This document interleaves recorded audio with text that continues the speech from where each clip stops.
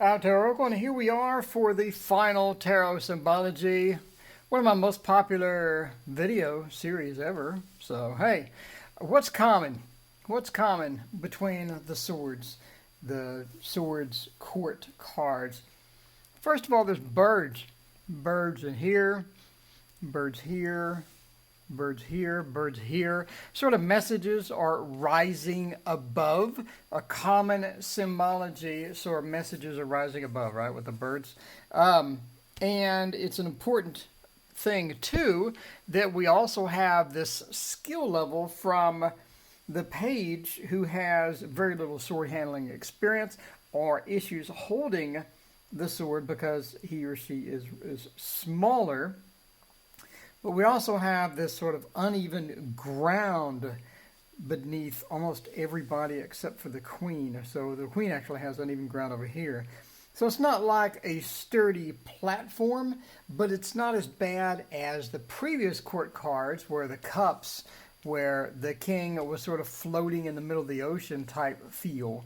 But we don't have steady ground. We have flowing unsteady ground, but we have, a fairly steady throne on these as well.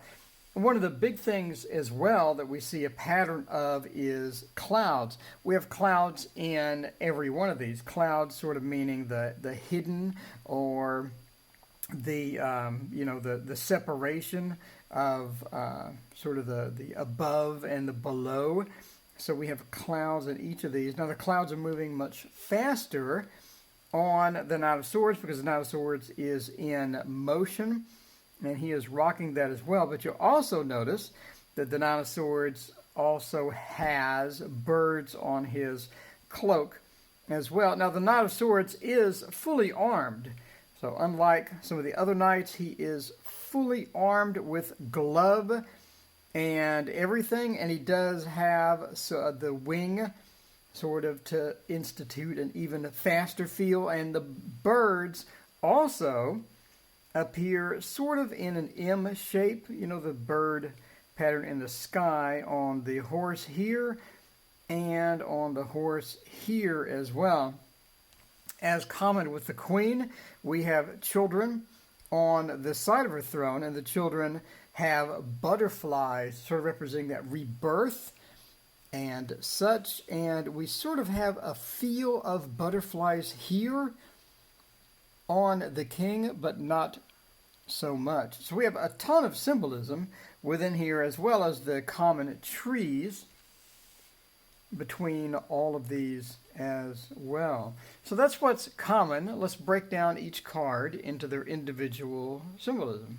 So we'll start obviously with the page, and you notice in both the page and the other page, they are looking away from the sword, and that's different than the knight or the queen or the king. I mean, he's purposely looking away from the sword. In addition, he seems to have sort of this not expertise or this beginner method for the sword. It's almost like it's too heavy for him or her, and they're holding it with two hands, something not required for the older court cards as well. So when we look at clouds, we see that the page has the highest set of clouds that are steady. In other words, these are moving, but this is pretty steady.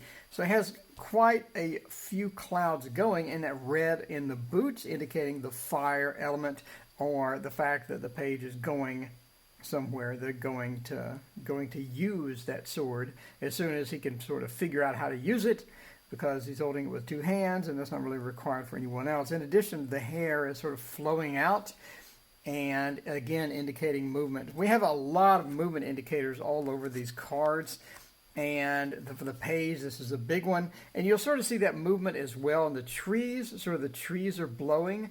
So not only do you have movement with the actual card, but you have movement in the background with the trees, and again the tree foliage is sort of blowing this way, and it's also blowing his or her hair that way as well, sort of moving the clouds in this particular direction.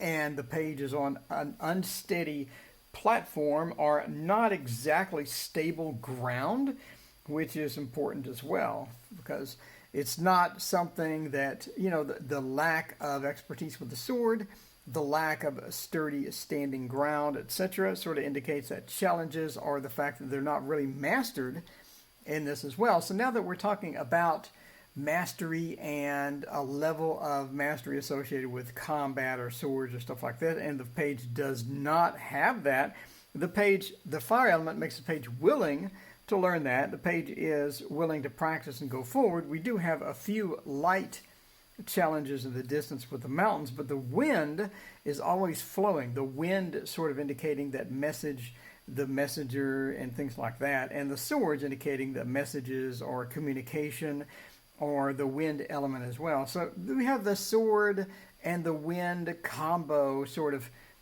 obvious, really sort of obvious in our face almost.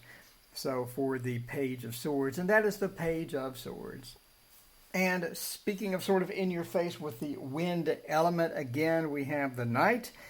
And the knight is just roaming through and running through. So his sort of the tassel or what have you, the piece of cloth coming out of the helmet is whipped with the wind. The clouds are whipped with the wind. The trees are not only whipped with the wind like we see with all the other cards, but they're leaning. They're so whipped with the wind, or they're so affected by the wind, they're sort of leaning over. So we have this really on the nose or a bit too obvious indicator that there's wind for this particular card. So a lot of movement, a lot of wind. And again, the bird, the communications, and the butterfly sort of representing that rebirth. And we have the butterfly in a couple more cards to come. So we have that rebirth. So it's sort of a fast-moving communication. So if we pull the Knight of Swords, how do we sort of translate this? And one thing to me, again, I mean, it's a bit on the nose.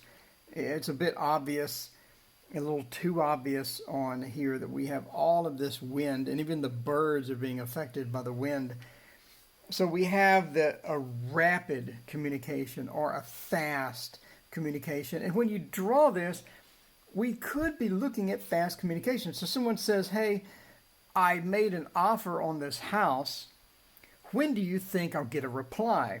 And we pull the Knight of Swords. And again, we have this on the nose, wind, fast, quick, fast, wind, fast, everything's blowing. It's going to be a fast response. A lot of times when you put an offer on a house or something, someone wants to accept the offer, counter offer, or something like that, they'll take their sweet time, and it just drags the transaction out, buying a house or what have you. So this is going to indicate a fast communication or a quick response to that particular reading. The page would indicate sort of a beginner response, or not exactly knowing what they want, or not exactly knowing how to do things, sort of a beginner series type of response, right?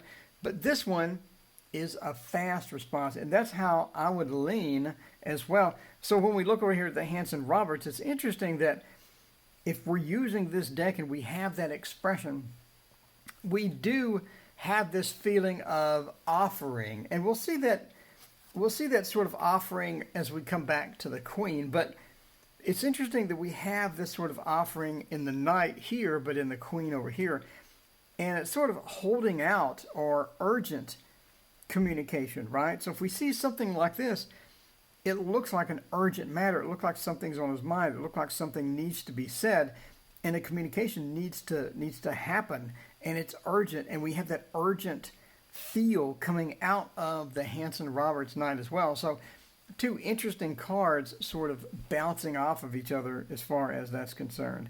So we do have the stability with the stirrup, we on the horse, etc., but a ton of communication, and again a bit on the nose with the wind and the rapidness of the card, etc. So you can even see the urgency on the horse's expression. But that is the Knight of Swords. And speaking of offering, we have the Queen of Swords. Now we have fewer birds, right? We only have one bird. So it's less communication to me. This is my translation. To me, We have a lot of birds with a lot of communication. We have a ton of birds here. We have not only these birds being affected by the wind, or the communication possibly being disrupted by the urgency, right? But we have bird here. Again, I mean, a bit too obvious, a bit on the nose. Here we have less communication. We could be looking at a more meaningful communication. And again, we're looking at the butterfly, this prominent sort of butterfly, and the two butterflies here, and then the winged child or the angel as well. We do still have the wind, we do still have the cloud layer here, as well as the uneven ground, possibly indicating that things aren't going to go perfectly evenly or perfectly predictable. But we have a sort of a more relaxed communication feel, or more of a transforming or meaningful communication. The queen has something meaningful to say. The queen has an expression of importance. There's something meaningful coming out of the queen's mouth in this particular instance, right?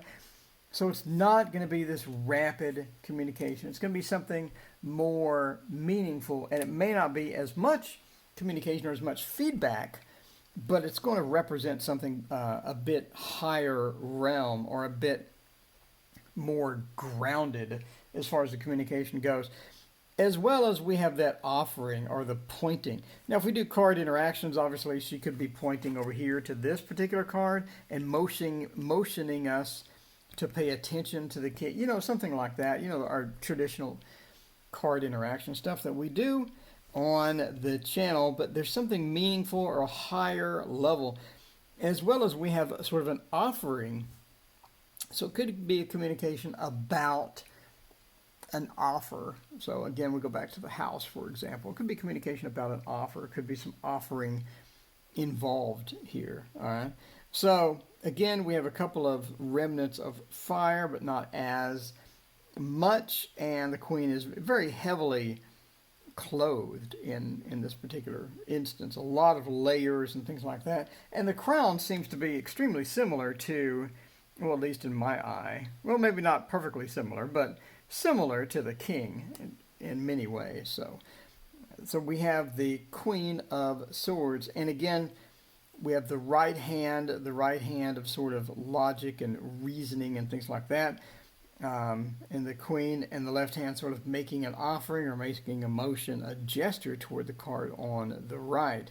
Still have the wind element, etc., and that is the Queen of Swords. And finally, we have the king with a lot of butterflies as well. So we have a lot of butterflies, clouds. We have a couple of birds, not a ton of birds like we have on the previous cards.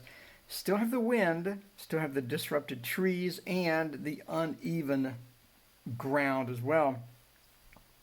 So the sword is not straight up and down like we have with the queen. Like you're going to get straight communication, or you're going to get direct communication, right, with the sword straight up and down. With him, it's going to be maybe a little lopsided communication, or maybe something that's not as serious, maybe something a bit more jovial, a bit more, don't take this super seriously type feel with the with the King of Swords. But again, a lot of butterfly, a lot of transformation. It could be transformative communication. It could be a lesson or something that sort of moves you in a direction that you need to go. So that's important to see with the King of Swords as well, right? We have not only the air, but we have the strong male influence as well of the air, and the King of Swords again pointing to that transformation, and the high sort of back, almost a pillar, the high back of the throne sort of indicates that stability as well, the stability that we have from the throne. So we have more of a sort of an encompassing throne when it comes to the queen, or sort of a comforting, enclosing throne. With the king, it's more open, so the king can motion around, the king can get up, the king can move. So it's going to be a communication that could free us and also have a stabilizing effect on our lives as well. So that's my take on the King of Swords. And speaking of transformative, we have my Patreon. What's that, you ask? That's where you can throw me a couple of bucks, help support me with the software, help support me with the things I do. If you like what you see on the channel, you like the lessons, you like the free readings, feel free to throw me a couple of bucks on Patreon. Link in the description. My current Patreon supporters are Adam G, Ali Cat, Astro Corey, Annie Lamaster, Brianna Santiago, Carmen Gabriano, Carolyn Bouchard, Crystal McGinn, Fatima, Galatia 9, Gary Fink, Hot Chocolate, Jessica Mante, John Foote, Kim Wilson, Irina, Linda47, KSW, La Ami, Richard Zeh, Shintaro Kuga, Sinai Zamora, and Trina Idaverio. Thank you so much for being my supporters, and thank you for watching this video. I appreciate your attention in all of this fun series, and we'll have more series to come, so stay tuned. Thank you so much.